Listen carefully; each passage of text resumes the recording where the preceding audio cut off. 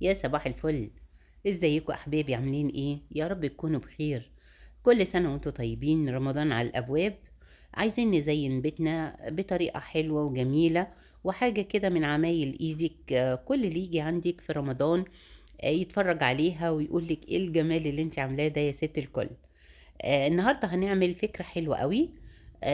هنجيب قماش قطن، سواء إذا كان اسمه دكة أو قماش اللي هو شبيه بقماش الملايات، زي مثلا اللينوهات، لينو تقيل شوية.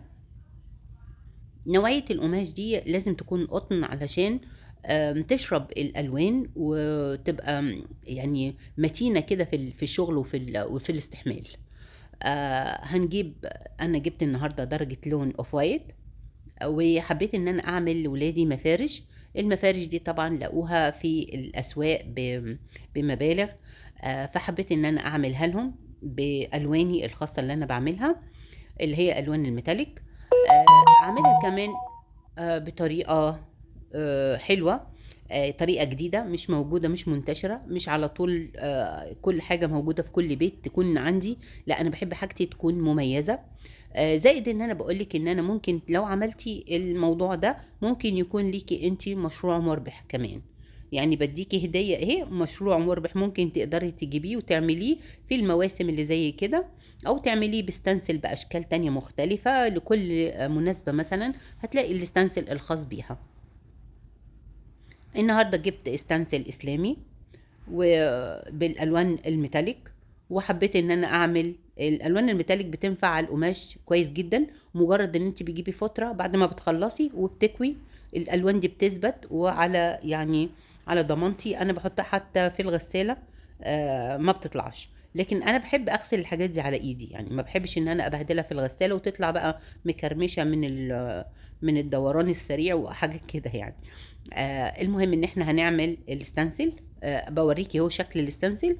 ودي كمان اضافة للناس اللي قالوا لي احنا عايزين نشوف الستانسل بيتعمل ازاي، علشان بيسيح عندهم شوية وما بيبقاش مظبوط. فهنا انا حبيت ان انا اعمل الشكل الكبير قوي ده، وهوريكم شكل تاني كمان هعمله شكل اصغر شوية بنفس الطريقة دي. يا دوب انا باخد من الفرشة حاجة بسيطة جدا من اللون، حتى لو انا عدت على المكان اكتر من مرة. بس المهم ان انا باخد حاجة بسيطة، لان انا لو كترت في الفرشة هيسيح تحت الشيت. اوكي، هنبدأ دلوقتي نشيل ونشوف الشكل معانا هيبقى عامل ازاي. اللون الذهبي ده بودرة دهب، معاه ورنيش، معاه كمان درجة لون أكسديه. الأكسديه مدي الذهبي شكل حلو جدا، لا منه نحاسي ولا منه ذهبي. هتحسي ان هو يعني ذهبي تقيل كده، مأكسد يعني. اوكي، اللي هي الأكسديه يعني. بس فعملت شكل نص المندلة في الأطراف، أنا عملته زي رانر. الأشكال الرانر طالعة حلوة قوي. هنا بفتح لكم الفلاش عشان تشوفوا اللمعة بتاعة الميتاليك. الشاين بتاعته حلوة قوي، يعني شكلها جميل جدا. وبعدين لما بنيجي ندق بنبقى في حتة غامقة وحتة فاتحة، بيدي برضو درجات ظل ونور حلو قوي. ده اول مفرش معانا، عملته بالطريقة دي. على الجناب نص مندلة، في النص الشكل المشربية ده، وفي فرانشة كده انا جبتها شكلها حلو قوي حطيتها على الجناب. هوريكم هنا بقى نص المندلة اتعملت ازاي. شايفين الفرشة نفسها يا دوب شاربة من اللون، يعني بعيد وازيد فيها لان انا مش عايزه احط كتير. ادي الفرشه لازم تكون ناشفه بالطريقه دي. وادق طبعا على الفراغات كويس جدا.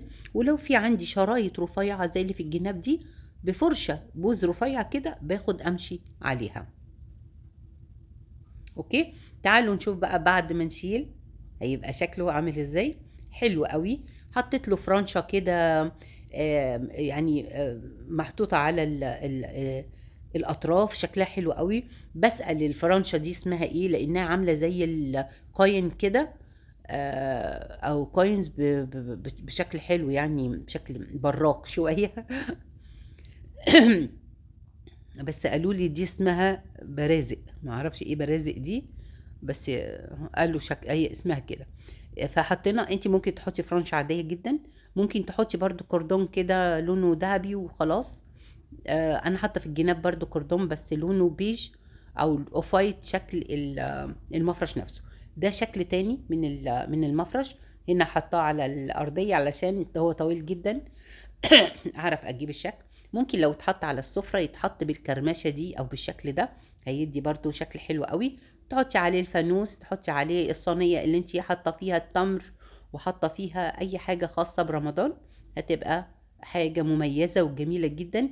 انتي عاملاها في بيتك بايديكي، وممكن كمان ان انا اعملها واقول لكل ولاد العيلة انا عندي مفارش حلوة زي كده، كلهم هيطلبوا منك ويبقى مشروع حلو قوي مربح وجميل. ميرسي جدا، وكل سنة وانتم طيبين، واسيبكم بقى مع مجموعة اشكال بديكوا افكار اهو للمفارش حلوة قوي. وبعدين جبت الكف ده، في ناس بيحبوا الكف ده، ايقونة جميلة كده. طبعا احنا مش بنعترف بالحاجات دي، بس ايه، هي ايقونات شعبية حلوة ممكن نستخدمها. ميرسي قوي، وكل سنة وانتم طيبين. ادعوا لي بقى في رمضان دعوة حلوة من قلوبكم، وادعوا لزوجي الغالي بالرحمة. وميرسي قوي، وباي باي.